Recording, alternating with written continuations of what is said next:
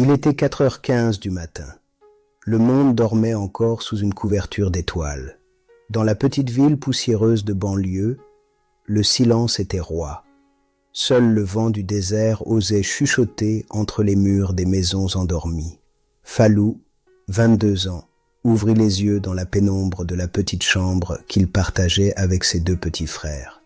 Il n'avait pas besoin de réveil. Son corps connaissait l'heure. La responsabilité, plus forte que la fatigue, le tirait du sommeil chaque jour avant l'aube. Fallou regarda ses frères dormir paisiblement.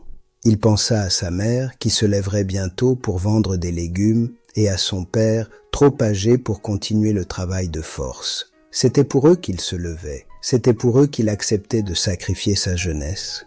Il se glissa hors du lit, ses pieds nus touchant le sol frais, et s'habilla dans le noir. Chaque geste était un rituel silencieux de dévouement.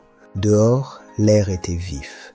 Il s'approcha de son fidèle compagnon de route, son vieux vélo, un amas de ferraille rouillé qui avait vu plus de kilomètres que n'importe quel taxi de la ville. La chaîne grinçait, les pneus étaient usés jusqu'à la corde et le cadre portait les cicatrices de 1000 chutes. Fallou caressa le guidon. « Encore une journée, mon vieux », murmura-t-il. Ce vélo n'était pas un objet, c'était son outil de survie, son seul moyen de transport vers l'avenir. Les livraisons n'étaient pas une promenade, c'était une épreuve physique brutale. Pédaler dans le sable mou avec 100 kilos de pain à l'arrière demandait une force surhumaine. Ses mollets brûlaient, son dos hurlait de douleur. La sueur coulait dans ses yeux, piquant comme du sel. Parfois, sous le soleil de midi, il avait envie de tout lâcher, de s'allonger sous un baobab et de ne plus jamais bouger. Mais l'image de sa mère comptant les pièces le soir le faisait remonter en selle. Toujours. Le plus dur n'était pas la fatigue, c'était l'invisibilité.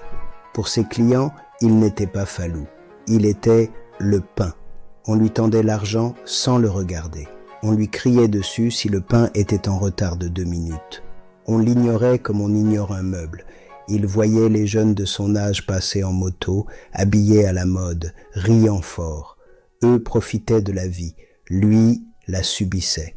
Pourtant, au fond de lui, une petite flamme refusait de s'éteindre. Une voix qui disait « Ce n'est pas ta fin, c'est ton commencement ».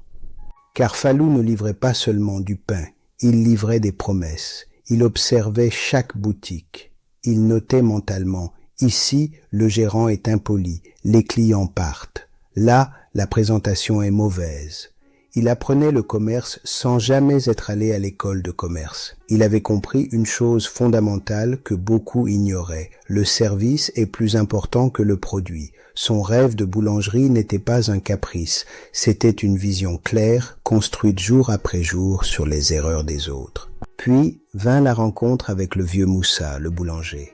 Moussa n'était pas un simple artisan, c'était un artiste. Il a vu dans les yeux de Fallou cette soif d'apprendre que les autres n'avaient pas. Les leçons n'étaient pas faciles. Moussa était exigeant. « La pâte est vivante, Fallou !» criait-il. « Si tu la brutalises, elle te donnera du pain dur. Si tu l'aimes, elle te nourrira. » Fallou apprit la patience. Il apprit que le temps est un ingrédient aussi important que la farine. Il apprit à écouter le chant du four. Durant ces 3 années d'économie, la tentation fut terrible. Un jour, ses amis organisèrent une grande fête. Tout le monde y allait. Fallou avait l'argent dans sa poche, juste de quoi s'acheter une belle chemise et payer l'entrée. Il resta devant la boutique de vêtements pendant 20 minutes. 20 longues minutes à lutter contre son désir d'être normal, d'être jeune. Finalement, il fit demi-tour.